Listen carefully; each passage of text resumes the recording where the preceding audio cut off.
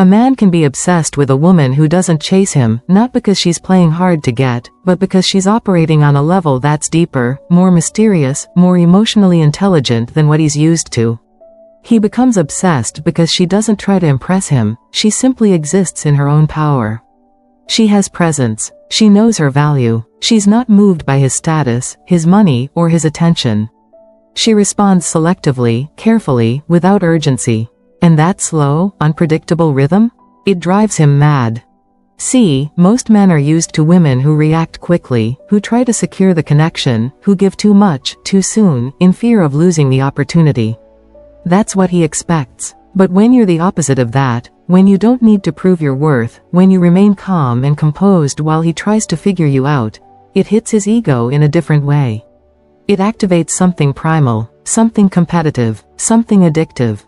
He starts thinking, why isn't she chasing me? And that question echoes in his mind. That question becomes obsession. Because when a man doesn't feel certain that he has you, but he feels that you could be his greatest reward, his mind locks in. He starts studying your silences. He analyzes your pauses. He rewatches your messages in his head.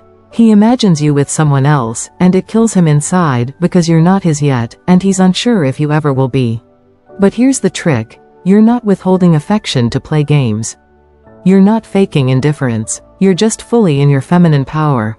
You're not performative. You're selective. You're emotionally present, but not emotionally exposed. That contrast, warmth with mystery, softness with boundaries, it keeps him alert. It keeps him hooked. He doesn't know if he's winning or losing. One moment he feels close, the next moment you're distant. One day your eyes tell him everything, the next day your silence is a riddle he can't solve. That contrast is what keeps the obsession alive. Because he can't figure you out. And men don't obsess over what's easy, they obsess over what challenges their ego and elevates their desire. He starts craving your attention like a drug. Not because you gave him everything, but because you gave him just enough to imagine the rest. You planted a seed of hope in his mind, but you watered it slowly, unpredictably. And now he's waiting for the next moment. Waiting for your validation. Waiting for the emotional climax that never fully comes. You didn't have to chase him. You didn't have to ask, where is this going? You didn't have to prove anything. You just had to be still, grounded, graceful, and that power pulled him in harder than any game ever could. This is not about manipulation. This is about energy. You become the obsession when your energy can't be predicted, categorized, or controlled. When he can't read you, but he feels you. When you don't need him, but you enjoy him. When your presence doesn't chase, it magnetizes. And the more he obsesses, the more he invests. The more he invests, the more he attaches.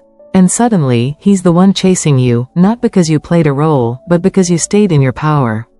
And that power, subtle, feminine, unattainable, is what haunts his thoughts at night. Because the truth is, obsession doesn't begin with your words, it begins with your silence.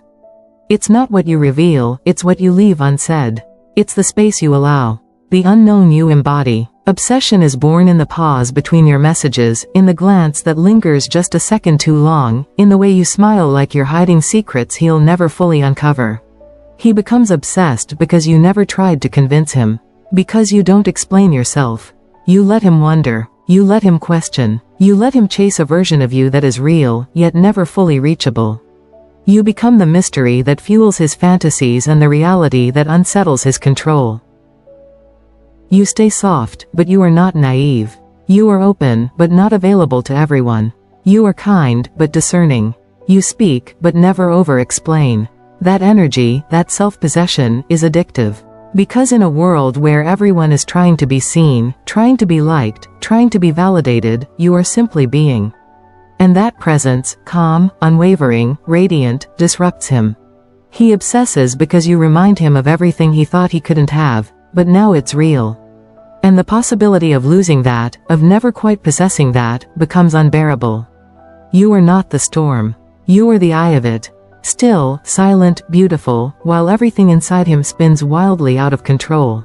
That's how obsession works. Not through force, not through begging for attention, but through energy.